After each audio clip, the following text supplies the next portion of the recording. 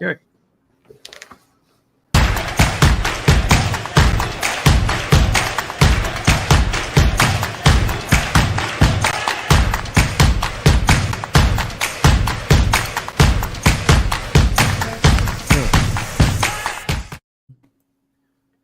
Well, praise the Lord, everybody.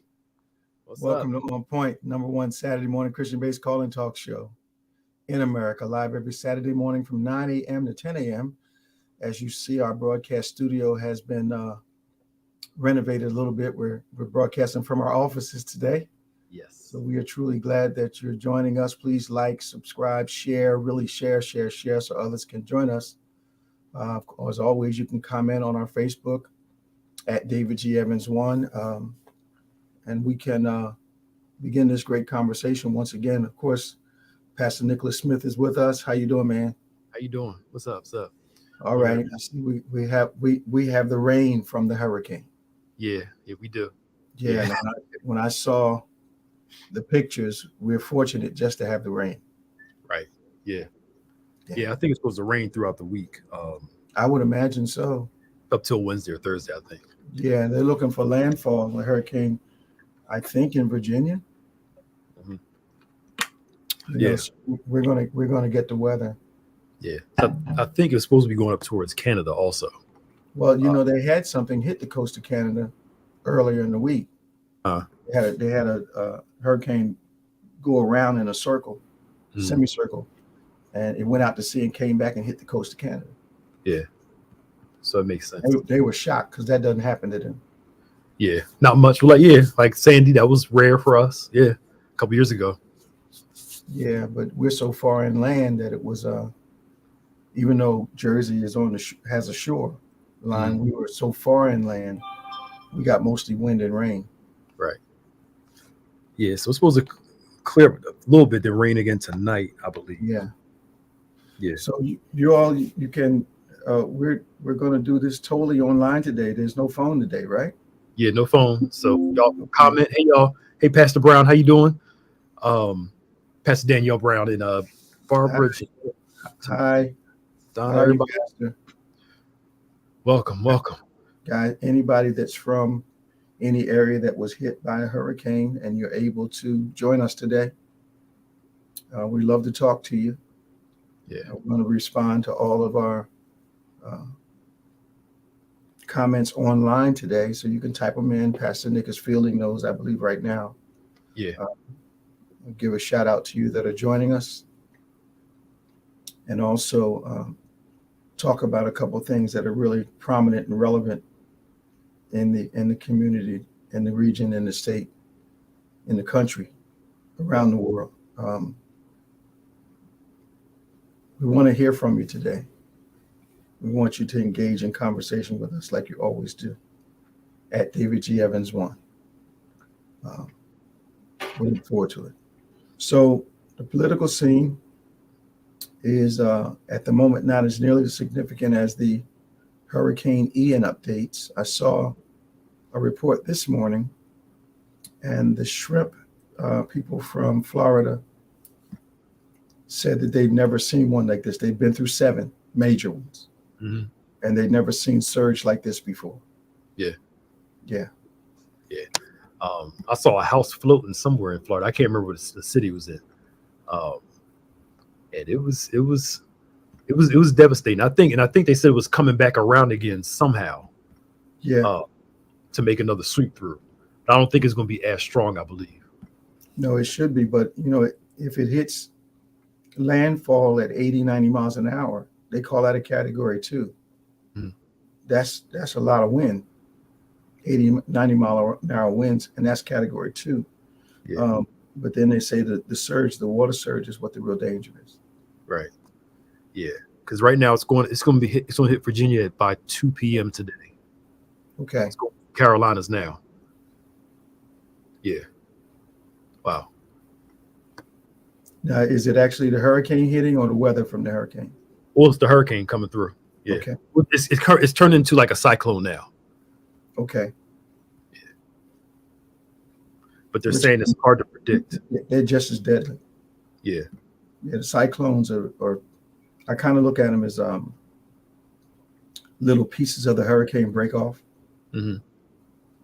and start doing their own thing. Yeah. Yeah. So they said it's hard to track how this one's moving from what I'm reading. Yeah, because it hasn't done what they historically have been able to predict. Yeah. Yeah. Like, I don't think they've seen one hit, go out, and then come back for a second strike with this much severity. Right. Normally when they hit land, they break down. Yeah. Yeah. So I saw off the coast of South Carolina, it hit Charleston pretty hard. Not as hard as Florida, but it still hit them. Yeah. And I guess the rain last night. Up here, it was raining. I don't know if people heard it. It was hard. I kept waking up because it was raining so hard. It was raining hard, man. I woke up like 3-4 times and just gave up. But it was raining hard. Yeah. Enough that it was out of enough sound that it woke you up out of your sleep. Yes.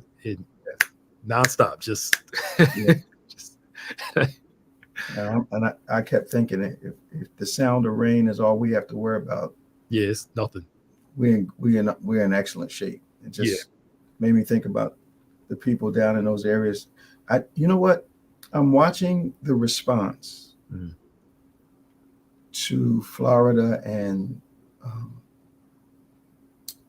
but I don't think I heard that kind of response to Puerto Rico, and they're part of the United States, right?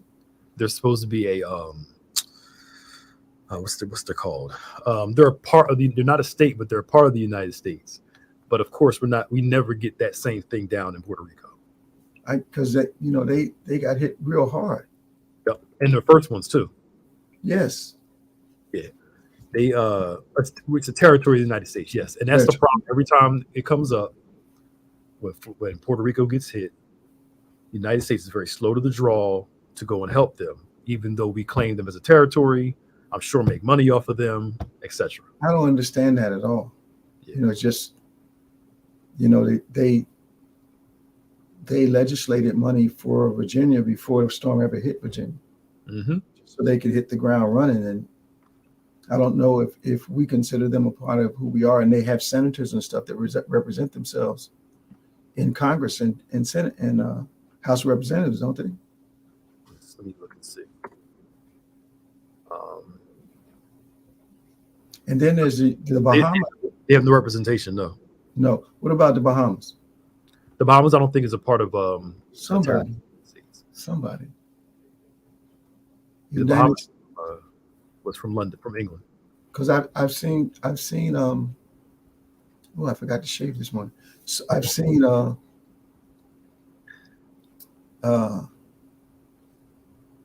their representative to either Congress or the House of Representatives from one of those islands that's a U.S. the Virgin Islands. Virgin Islands, okay. Okay. They probably have representatives, but they're not a part of Congress, though. They come. Yeah. But I mean, again, as we always say, the who determines. Yeah, because it's. Yeah. But it really is, even within our own country. I have a lot of acquaintances and friends in New Orleans, and they are still trying to recover from what was the name of that hurricane? Katrina. They're still trying to recover from Katrina. Well, they got downtown first. Yep. And claimed they would go into the neighborhoods and never went to the neighborhoods.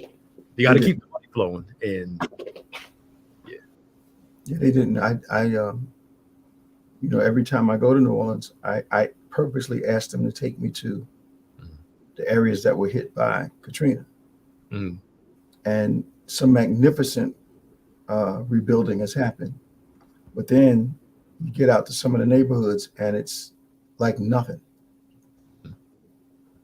And I don't know whether they're waiting for people to sell their property or, get frustrated. Then they'll push in and the developers will come in. Okay. Or waiting for them to get behind their taxes or whatever the case may be, because they still got to pay taxes on that stuff. Right. Yep. Yeah. So I've been praying for them, man. Yeah, me too. Yeah. God would help them and bless them. So we were talking about Brett Favre last week. So it wasn't just a soccer stadium for the school? No, it wasn't just the volleyball stadium. Now through the text messages, he he asked for money to help with the football team, and the governor told him, "Look, it's not legal. It isn't legal to give this money to these programs." And then he asked for prison labor to keep the costs down to help build these facilities.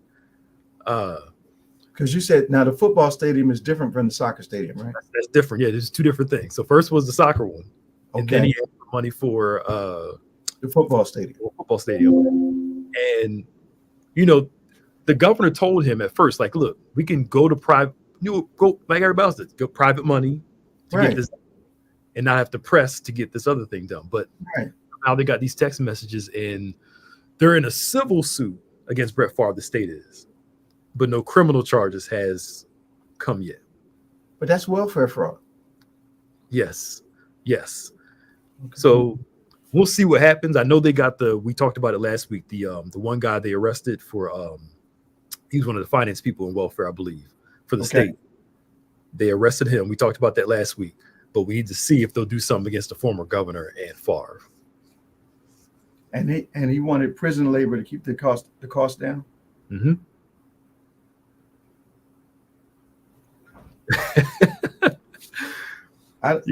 How much do these stadiums cost? Do we know? Depends on. Let me see if this. I think this was a practice facility, but I know it's in the millions of dollars. But the stadiums are, of course, they're building multi-purpose now, so they cost a whole lot more. I still say he should have just gone to his contacts. My day, we would say Rolodex, but today it's contacts. And called a couple of his player friends, called his owners. Mm-hmm. Said, look, I'm trying to do this work here. I need to raise X amount of money. If it's, 50 million, how many millions can I depend on from? Yeah. And he could have did it too. He probably could have put the $2 million himself. I'm sure he could have put more than that. Yeah. I mean, I get, wealthy people, like most people, they want to use somebody else's money to do stuff. Yeah. I'm not saying anything wrong with, raising money and doing all that, but you use somebody else's, but you get donors, man. You get donors, not you don't steal from them. Don't steal from welfare. But here's the crazy thing, right? So he has a charity that was meant to help, I believe, people with cancer. He gave some of the donations from his charity to the school for something. So,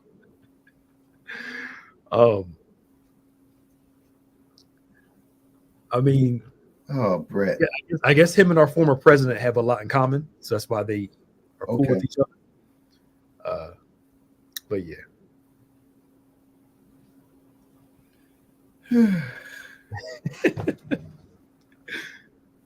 So the New York AG filed a lawsuit against our former president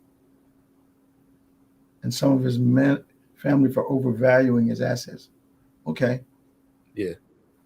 So they're in a civil suit now because I think they overpriced. Was it Mar-a-Lago or? Wait, no, he was doing that with a lot of stuff in Manhattan. Yeah. Yeah, it was like worth $750,000. He valued it in the couple $1 million range. Mm-hmm. That kind of thing. And see that way you get it benefits you at the bank, but also as a developer and somebody that owns real estate like he does, it gets you benefits tax wise. Mm-hmm. So that's that's tax fraud. And that's a couple other things that are just not lawful for regular folk. Yeah. So I mean, I know they still got him on the Trump No, they did the Trump Foundation thing, mm-hmm. and it was just pay some money, move on. But this is not going because the IRS is involved in this. Now this is a civil suit. It's not criminal yet. Yeah. So I wonder if it's going to be. But I hear she's hitting him for 250 billion. Let's see, I had it written here somewhere. Sid is saying that where's it at? Whoops. Yeah, tax time he devalued his properties. Yeah, if we do that, it's prison time. Yeah. Yeah, for us it is. Yeah. It ain't civil.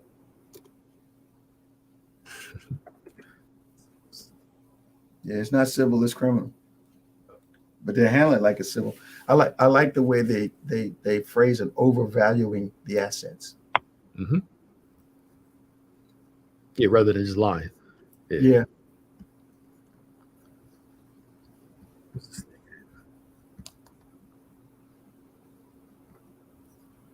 So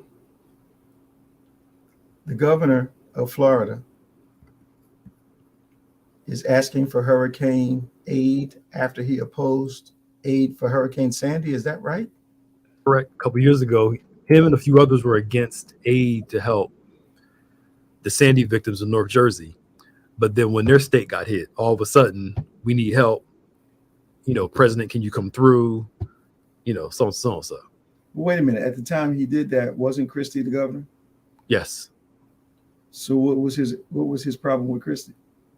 I don't know if it's much a problem with Christie, but that whole government funds, they didn't say what the issue was, but we know he was against it. I think even Rand Paul was too, if I remember correctly. And then something hit his state, and then all of a sudden he needed federal aid. And he asked the president and Congress for money. But we see that throughout politics all the time. Why don't we notice it as voters? That stuff it's so obvious and blatant. Mm-hmm. Well, again, until it hits you, then all of a sudden, let's look at Texas. So they want to have their own grid, their electric grid. And then last year, when the snowstorm went through, knocked their power out, they came back to the federal government saying, "Can you help us with, our electricity and all that stuff?" Y'all chose to be on your own. Y'all chose separate. That's right. We don't want to be connected. And then all of a sudden, you need help. Then, it's there. You know what I think? I think that, and I say we, not us too, but as a country, we have excused this kind of behavior so much. Mm-hmm. It used to be that our political leaders did not want to be filmed saying something, and then 3 days later being filmed saying something totally contradictory. It used to be they didn't mind that. Yeah. But they just denied they said it 3 days ago. Yep. Well, we got you on tape. Well, you got to understand the context. No, this is what you said. Yeah. Yeah. Well, I mean, you said it. You said some votes are completely illogical. Yep. As long as you do these two things, well, everything else doesn't really matter. That's as true. Long as you take care of these two things. And people will vote against something rather than vote for something. That's stupid. Yeah, it is. Because you end up suffering in the long run. Yep. Mm-hmm. And then you scream at the politician at that moment, but you actually voted for what you voted for what you're now screaming against. Yes. And then blame the government for it. But you voted for it. You voted for it. Right. But what did Lyndon Johnson say? He said, I'm paraphrasing here. If you make a poor white person feel more valuable than a poor black person, you can take their money and they won't even mind it. I'm paraphrasing how he said the quote. Okay. But that was his premise. Okay. If you make them feel more superior, both in the same place, you can take money from them all day long and they won't say anything. So what is it that now that anesthetizes lower income non-whites? What anesthetizes lower income blacks?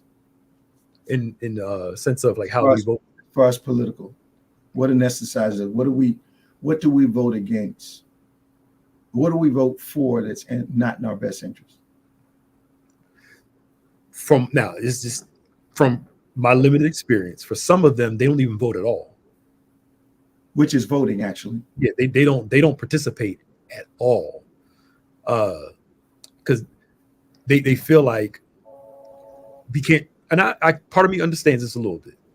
You can't trust anybody. Yeah. So you don't participate at all. Mm-hmm. Or this whole thing now is I'm seeing from some black people is I'm voting black, meaning, if there's nobody out here with a plan specifically for black people in the way we want it, I'm not going to vote at all. And that's called voting black? Yeah, some people say some people call it that, voting black. Yeah. So non-participation is voting black? In some eyes, yes. So does the logic go any further that if I don't vote at all, I have no say, and that eliminates my ability to complain? Well, they complain.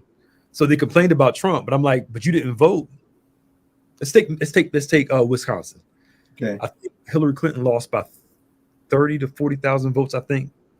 Don't quote me on that. Okay. A huge number in Milwaukee, which is mainly black, did not vote.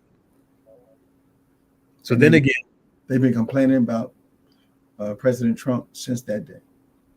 Mm-hmm. So making your voice heard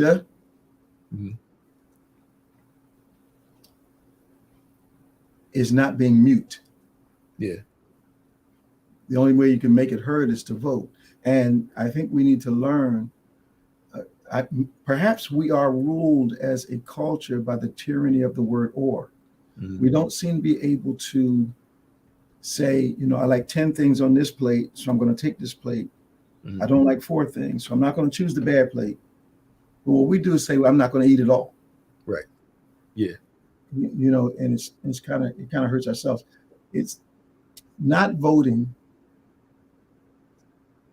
is almost like not speaking the word. I saw a scripture I hope to talk about the next message or two, where the Bible says in Psalm 103, basically the angels respond to the voice of God's word. Mm-hmm.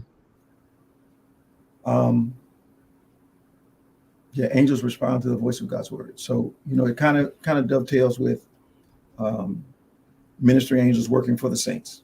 Mm-hmm. So I think what happens is we don't understand that the way God's word is voiced is through believers now. That the Bible is showing us what God said. But if we don't say it, we don't give voice to it. Mm-hmm. And angels move when his word is voiced. Mm-hmm. Psalm 103, I think is somewhere around verse 20. I'm not sure.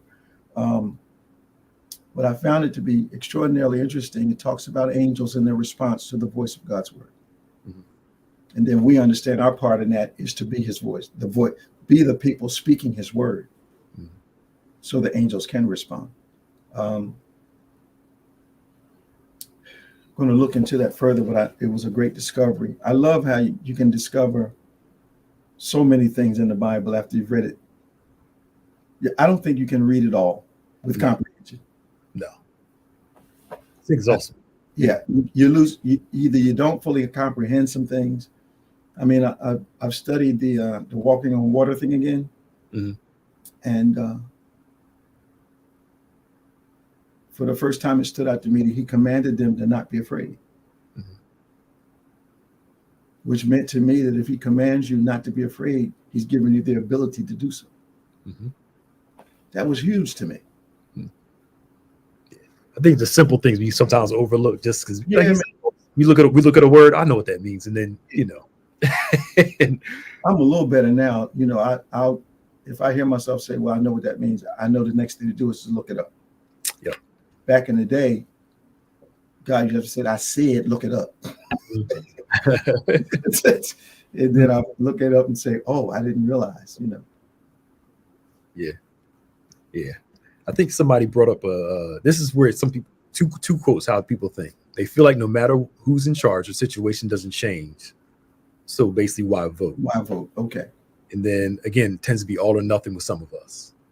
Yeah, that's that tyranny of the word or, this or that. Yeah. And I get the frustration with, I'm not a fan of either side. I am pro, we need a strong third party here to raise it up. So we're not beholden to two parties. And it's not a foreign concept for this country. It was built on 3 or 4 major parties and then eventually brought it all together to 2. Yeah. Which in this country, I wouldn't be surprised if there's some stuff behind the scenes to work out this. But at the same time, I get government help. Yeah. But there's a personal responsibility with my life changing too. Absolutely. No matter who's president, no matter who's in Congress, no matter who is the mayor, there's some responsibility on my part that has nothing to do with the mayor, the president, what the government's doing. Sure. Yep. If that was true, then people wouldn't be able to get out of the hood and succeed, or out of the projects and succeed, or out of you in the backwoods of the country and succeed. Don't get me wrong. Yes, it could be hard for certain people to rise up. Yep. However, there's got to be some personal responsibility there, some way, shape, or form. I think it's exemplified in the kingdom.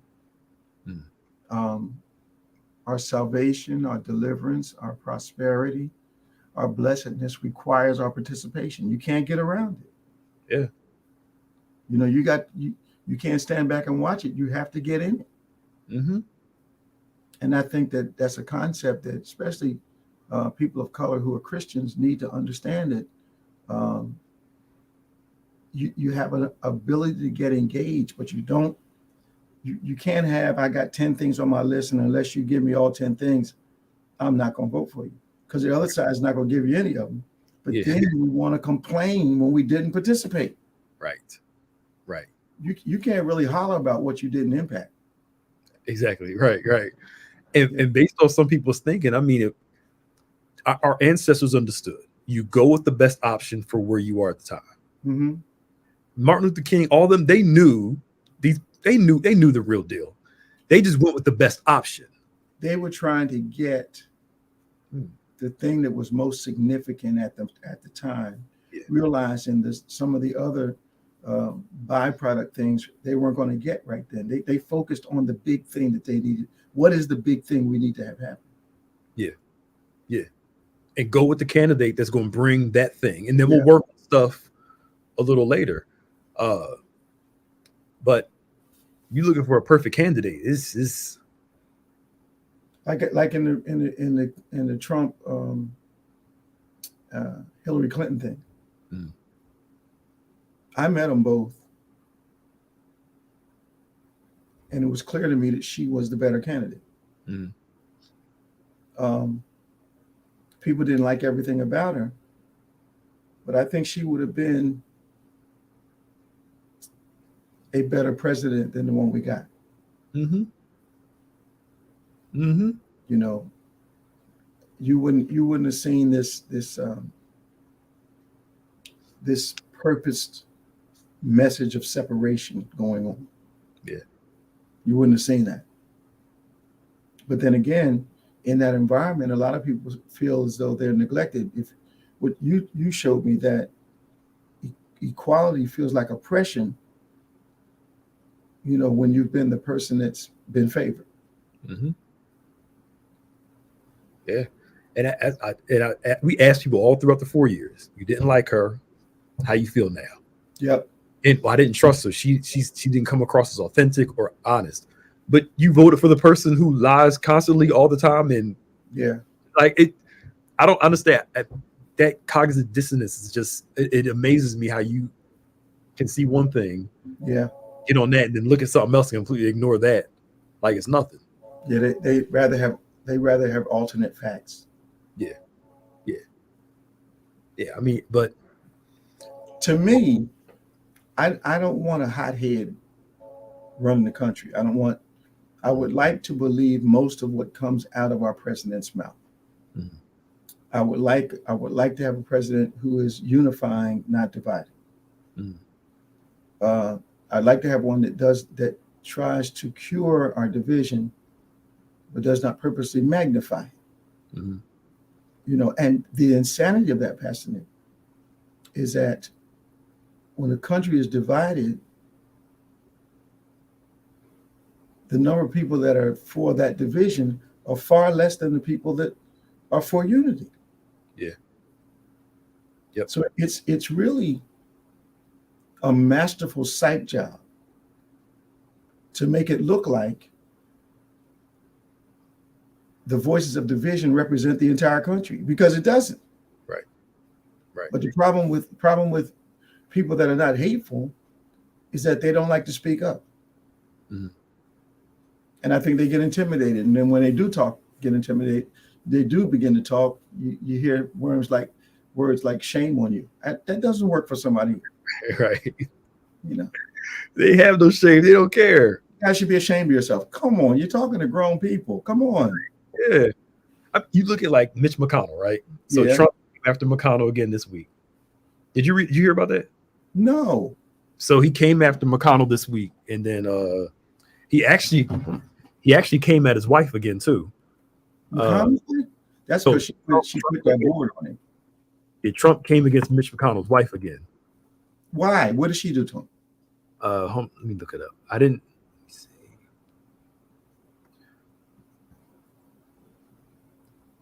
Oh, because of the whole electoral count reform. They're trying to do a reform on the electoral college.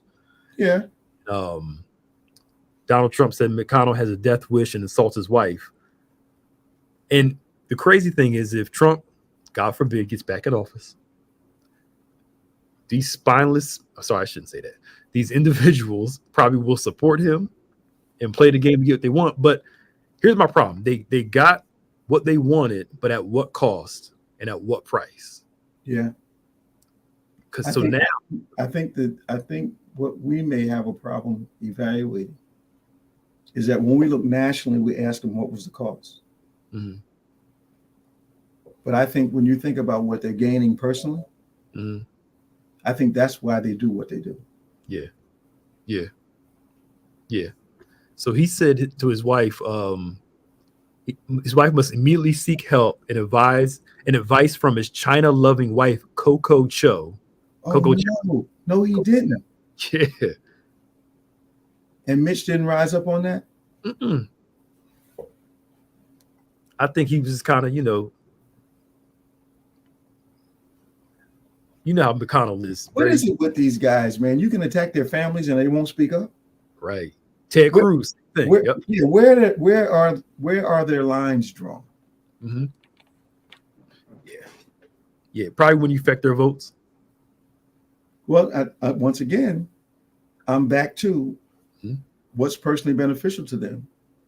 They're willing to sacrifice almost anyone and anything. Yep. And then the problem is some of them in certain states, they got voted out by the Trump supported person. Mm-hmm. Now, they supported Trump, and then I'm losing to somebody that Trump wants in instead of that person, and now you done lost your spot. Supporting somebody that is proved to you does not care, Mm-hmm. But yeah, right. Somebody say Trump has he has them punked because they're afraid of what his votes and his influence in their states. Like I really enjoyed watching Herschel Walker play football. Yeah. And I really admired his abilities as a football player. Mm-hmm.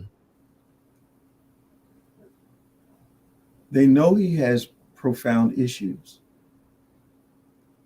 yet they're simply supporting him so he'll be black against another black guy. I mean, Herschel's not a politician. No, he can't even talk. I'm being mean. He lying, talking about he was in the FBI. And the FBI, he said he was in the FBI, I think. FBI or CIA. And then they came back and said Herschel was never a part of this organization. Them concussions or something. But the crazy thing is he is getting, I think, he's trailing Warnock, but he has a significant percentage of conservative voters that are going to vote for him. Because America likes voting for celebrities. Yeah. I mean, how many celebrity governors has California had? Mm-hmm. And even if and their whole thing is Warnock, the left is so demonic. No matter who we choose is going to be better than that. And I'm like, yeah, some people on the left are going too far for me. They're just going way out there. And people would look at the Herschel Walker, who's the guy he's running against? Warnock. Herschel Walker, the Walker Warnock battle as non-racial. But the reason they're voting for Herschel is because he's manageable. Yep. And they would rather have a black Republican in office Mhm. rather than a black Democrat. Yeah. You know, who the black Democrat is going to is going to end up looking out for communities regardless who lives there. Mm-hmm. And Warnock is a brilliant guy. Yeah, absolutely. Yeah. Absolutely. I know him personally.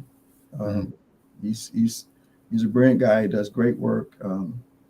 He, you know, like a couple other guys, I know he has the benefit of a classic education. Mhm. You know, from a traditionally well-known university, Mhm. and he's just he's hands down more qualified in many ways than Herschel Walker is. Yeah. But I believe that both political parties they both are guilty of putting people in place that they think will appeal to the people they're trying to pull. Mm-hmm. It's a game. Yeah. So Sid asked, what do you think of all? What do you all think will happen now that some candidates said they will not honor the election in November if they lose? So a bunch of Republicans are saying if we lose, we're going to fight, and you know it's not real. To me, that's so outrageous. Yeah. So the system only works if you win. Yes. I think they're gonna delay the results, but the results are eventually going to be what they are. Yeah, they're going to be what they are. Yeah. Now, some areas I have a little concern because one thing I'll say, whoever's running the Trump thing has some intelligence to them, because they're trying to put in whoever runs elections. They're trying to put their people in those spots. Yep. So whoever's the head of the elections board is a Trump person. They're going in these different areas and doing that. So who knows how that's going to turn out? I'm not saying they're going to get away with it, but it's going to be. I wonder why, when we have things like this, like voter suppression and redistricting, which makes it difficult or impossible for certain segments of the population to vote. Mm. I'm always disappointed in the lack of response or the level of response from the federal government. Mm-hmm. Because to me, to mess with votes should be a federal crime. Yes. Mm-hmm. You know, so if there are rules federally for this stuff, you know, and you see a state trying to go another way, mm-hmm. to me, Department of Justice should immediately respond to that. Yeah. You know, you can't do that. It's not going to happen. You know, you guys are breaking the law. But you've got people thinking that they don't have to respond to subpoenas, man. Yeah, and they're not. They're not. But you know, some places they're going to have more police presence at certain voter stations because they're talking about violence, you know, happening in certain places. And yeah. But again, you can't continue this rhetoric and not expect a fringe group to respond in a fringe way. Sure. It's going to happen, and it's sad when it's coming from the pulpit. Yeah. You got pastors talking about this stuff, preaching on the violence thing. Yeah, preaching on Jesus and guns, and like it's our God-given right to be able to maintain a democracy and Christian nation. Not the way they're trying to do it. Right. Yeah. You know what bothers me, I know one or two of these guys. Mm-hmm. And I don't know what happened to them. Well, I do know what happened to them. They were playing nice for a long time. Mm-hmm. Until they thought they didn't have to play nice anymore. Yep. And their hope is really not in that the Republican Party. They are. Former President Trump is addressing a massive insecurity that they have. Yep. And really, most of the guys I know were always operating in mixed settings. Mm-hmm. So a lot of them now that, you know, when former president got in office, their behavior changed completely. Mm-hmm. You know, male and female. And what it revealed to me is they were just acting nice because they thought they had to. Yep. Yeah. I ran in some of them circles. I'm still cool with some of them. Right. It feels like that superiority thing, like y'all don't do it the right way. You have to come up to our way of doing it and adjust to us because y'all too emotional, y'all too this. Well, we talked about it before, like in the faith movement, how Sure. They lose what cultural side of our Black side fit into a group of people who really don't even want them to fit in the first place. Right. And to me, I get culture changes, time changes, styles change. I don't think you have to throw away your whole identity to fit into a crowd. You know what I'm saying? Well, I agree with you. I think that a lot of my acquaintances in the faith movement, per se, were convinced that the traditional way that people of color had conducted their worship services was wrong.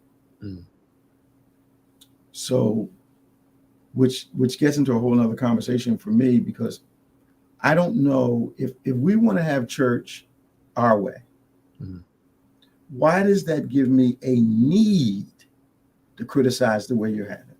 Yes. And why, if I like the way I'm having it, why is the way you're having it not right? And what put me in that position where I can evaluate someone else's style? Right. Because their style is different than mine. I don't think that does anything to promote unity. Yep. Yeah, I mean, in its culture style per se, there's a biblical way to worship and praise, but how we express it in our style is unique to our culture. And Absolutely. The problem is we call cultural thing biblical in God when it's just a style based off a culture. If that's the way you want to worship and do it, cool. As long as it's biblically based within your style. Because it's, to paraphrase a scripture, not by power nor by might, it's by my spirit, not by your style, but it's by my spirit. Yeah. And I don't know why we feel like, well, maybe we're insecure in our own beliefs, which is why we have to criticize somebody else's. Yeah. True. It's like freedom of speech. I think everybody should have that. And I've said it before, but your freedom of speech does not eliminate my freedom to respond. But people think that they're going to speak freely to you and you should only respond the way they want to hear it. You can't have freedom of speech and expect mine to be taken away. Right. Yeah. That's so true. Yeah. It's like, I curse at you, you curse back at me, and I'm offended because you curse back at me. Right. Yeah. As a child, I was just voicing my opinion. Well, thank you for your opinion, but this is mine. Right. Yeah. It's like your child, you get on your child for doing something wrong, and they focus on how you responded to them, right, rather than what was done to produce the response. But adults do that also all the time. As a matter of fact, it's the escape hatch for about 7 out of 10 adults. Yeah, I didn't like the way you said that to me. I didn't like your attitude. I didn't like the way you responded. That does not change what happened. Yep. I didn't like what you did. Yeah, right. And then, if you come back with anything but, some people want to hear their voice coming out of your mouth. So if you come back with anything other than what they want to hear, then you're making it about you and turning it around. Yeah. But you just said everything to me you wanted to say. Right. I think that reeks of entitlement to me. Yeah. I should do what I want to you, and you just take it. Yep. And you respond in an appropriate way. But we said it before, the perpetrator can't dictate how the one who's been hurt responds. They can't dictate the process, can't dictate the response, But we want to do that, though. But people that do that are usually the most sensitive people, though. Absolutely. I can throw it out at you, you take it, you say one thing to me, and it's like, Devastating. Devastating. I remember when we were doing the I think it was Four Men Loosed.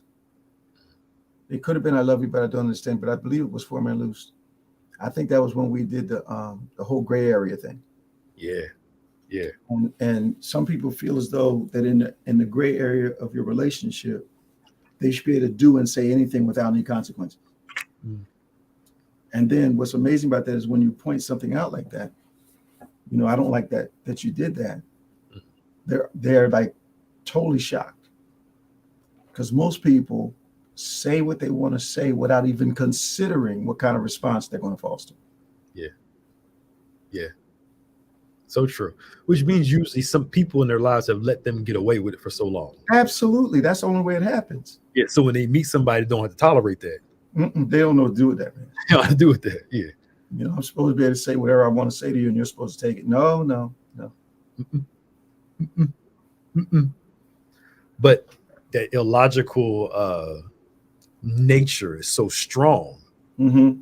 I remember talking to somebody, and they lied so good, I almost went with them. And I had to kind of collect myself, like, no, but I'm saying all to say that they're so convinced in their own logic that even when you call them on the lie, it's blatantly there. Some of them are so good, it makes you doubt yourself for a minute if you're not careful, and you got to confront it. Yeah, I think a lot of times what you have to guard against is not getting sucked up in the passion of what they're saying. Mm-hmm. Because people that lie well normally do so passionately. Yeah. Because they think that the emotion validates what they're saying. It's a good performance. Yeah. But all you got to do is listen to what they're saying and not get caught up in how they're saying it. Yep. And you'll hear what you need to hear. Yeah. Yep. I done got like you a little bit. I'm like, that was so eloquent, but you are still so and I was like, that was a wonderful expression. Man. I'll tell him that was so well thought out. That was just so. That was really wonderful. Right. But you're wrong. Right? but we see that. I don't know how we got to stop, but it's pretty cool. But I guess they're liking it. But I was talking to somebody about that last night. Like, this person's going to just go off. They're going to say all that, and at the end of the thing's over. I understand you said all that, but this is still the way it is. Do not give ground. It's sad because some people you can't give them the ground. No. You heave one little inch of ground, they're going to take it and run with it. Yeah, you can't do it. Yeah. I think people sometimes confuse I understand what you're saying with I agree with what you're saying. Mm-hmm. And like we've talked about before, understanding what you're saying and agreeing with what you're saying are two different things. Yep. Because you'll hear people say, but you said you understood. Yes, I do understand it, but I don't agree with it. Yeah, yeah. So they don't get the correlation between you disagreeing, but actually understanding the words that they said. Yes, yeah. Yeah, I understand why you think like that, which is wrong to think like that. Yeah, but a lot of people think understanding and agreeing are the same thing. Mm-hmm. Yep. And they're not. They're distinctly different. Absolutely. I mean, if it makes sense, if Jesus came to live the human experience, he understands what it's like to be a human. That's right. I got you. Why you feel that way, but it's still wrong. Yeah. I get it. You know, he says it's still sin. Yeah, it's still sin. I get it. Yeah. But I don't know. All right, we got about 10 minutes left. Anybody commenting? Well, a bunch of people comment, especially on all this stuff. This is another big one. What gets me are people who are looking for a fight and get mad when you don't argue with them. Yeah. Yeah. That's usually somebody narcissistic. Mm-hmm. Or, some people, what blows my mind and what aggravates the heck out of me is somebody that has an emotional issue with something that didn't happen. Yes. They get in their head like, well, suppose I had done so-and-so, so-and-so, and so-and-so, and you didn't respond the right way, but you didn't do it. Right.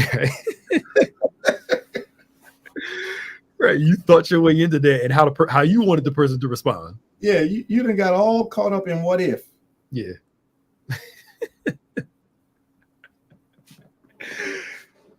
But that shows you how strong our minds are. We'll be offended by something or go somewhere. It had nothing to do with reality. True. You know, but our power of thinking is that strong. And you're right. I'm sure you've talked to people, counsel people, and they come into our office with a pre-conversation in their head that we have no idea about. Right. With a response that they want us to have that they had no communication with us. Yep. And they're shocked when we don't respond the way they want to. Well, I thought you was going to say X, Y, and Z. No. You didn't ask me. You didn't ask me to say what you said. You asked me what was my opinion. Yes. Yep. You know, once again, you came into the meeting wanting to hear your words coming out of my mouth. Mm-hmm. Yep.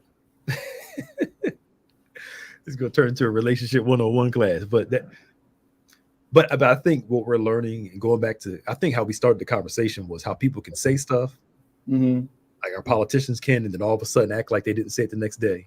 Yep. It's interesting how you can want something so bad that you discard things just to hear what you want to hear. Absolutely. You know, and that's what they do. They just discard stuff to hear what they want to hear, and they run with that rather than running with everything else the person said. But you brought up earlier, you said they can have one issue being satisfied. And because of that one issue that they want satisfied and you're satisfied, or they think you're going to satisfy, they can lie 100 times and I know you lied, but. Yeah, this. Yet, if someone you're not in favor of says something that's not true, your hair starts burning. Yes. So let me ask you this then. You've been doing relationship counseling, and this makes sense. It's like, I was talking to somebody about this years ago. The individual that's bad for them, they'll give them a million chances. Absolutely. The one that's been good to them, consistent, makes one mistake, all of a sudden, get rid of them, never trust you again. I don't know what it is in us that we fight to achieve a love or acceptance of somebody that's not good for us. But it's somebody that genuinely loves us. We don't give them the same rope. It is insane. We would rather try hard with someone who we think we have to compete for, someone who does not treat us right. And I think what happens over a period of time, especially in situations where you're being treated badly, you keep lowering the bar of expectation until you almost have accepted anything. And then at that point, it's all about trying to look as though the relationship is okay for others, not for yourself, because you know it's whack. There's something about some people who don't really know how to process being cared for. Yeah. Yet, the scenario you gave, some people will react to the good person the way they should have reacted to the person that mistreated them. Yep. And then some folk simply like a drama-filled bad treatment relationship. It makes them feel needed, wanted, and they like being with somebody they think they're going to lose every other minute. Yeah. If you're not fighting me, you don't love me. Yeah, man, just crazy. If you don't argue with me, you're not passionate about me. And because those kind of people think a caring person is a controlling person. Yep. They think accountability is control. Right. Yet, like you always say, those same people want the very thing they rejected. They want accountability on your part. They want consideration on your part. Selfish people don't want to be treated selfishly. Yep. So true. We do have a question as we come up to a close. Why is it politicians can only recognize us when they want to get they want to get or keep positions? Other than our votes, we are invisible. They only come around during because we allow them to do it. Yep. We don't call them on it. you know,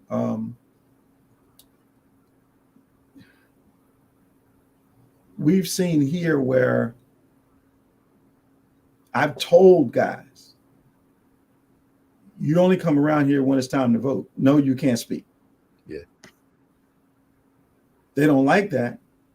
But part of the problem is we've allowed them to, when I say we, not us, collectively, communities have allowed politicians to do this and not exercise their ability to leverage those guys into a real relationship. Yeah.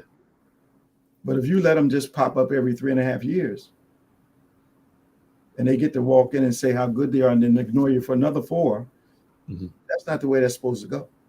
Right. But the leaders of our communities have to have enough chutzpah to sit down with those leaders and say, look, this cycle has to be broken. You can't do this anymore. Yeah. And if you don't change it, we're going to vote you out of office. Yeah. Sure. All right. We got about a few minutes left. Some quick announcements. Don't forget we have in-person service tomorrow, virtual 8 o'clock, in person 11 o'clock for those who've registered. Again, you need to register every week. It's not a one-time registration. It's a registration for every week. Registration open from Sunday from 6 p.m. to Wednesday at 9. So you want to register for service on Sundays. All the information is on the website on how to register. And of course, we do have communion tomorrow night at 6. Virtually. You can pick up your bread in your cup today, I believe from 11 to 2, right, Maya? Yeah, 11 to 2 today.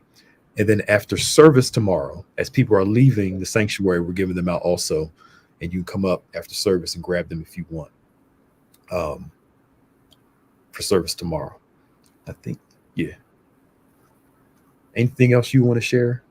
No, they can mail their prayer requests, email their prayer requests to social@gotobethany.com. Of course, I invite you, just like Pastor Nick just did, to all of our services tomorrow, 8 o'clock virtually, 11 o'clock live, indoors. Please register and please be honest. Yeah. We don't want to have to turn you around at the door in front of everyone. So just be honest about whether you're supposed to be here or not. It is October. This is our church anniversary month. Yeah. Also, for those of you who have already started sending in gifts for pastor appreciation for myself and Pastor Nick, we thank you. Thank you. In advance. But now, do they have to register every week fresh? Yeah, because to keep our numbers straight. Okay. Because if somebody doesn't show up, then it takes a spot for somebody else. So that's right. Yeah. No. Yeah. Okay. Yeah. All right. That makes sense. So just, you all register in time, and we love to see you. We're having a great time. We're staying safe, doing everything we need to do. Yeah. Subscribe to David G. Evans 1 and BBC of NJ. And subscribe to our DGEMS, DGEMS, and On Point podcast platforms. For Reverend Nicholas Smith, I'm Bishop David Evans. Remember, faith acts like a thing is so, even when it's not so, that it might be so. I understand people have stolen that statement and are using it around the country. Faith acts like a thing is so, even when it's not so, that it might be so. God bless you, and see you next time on Point. See y'all. Bye.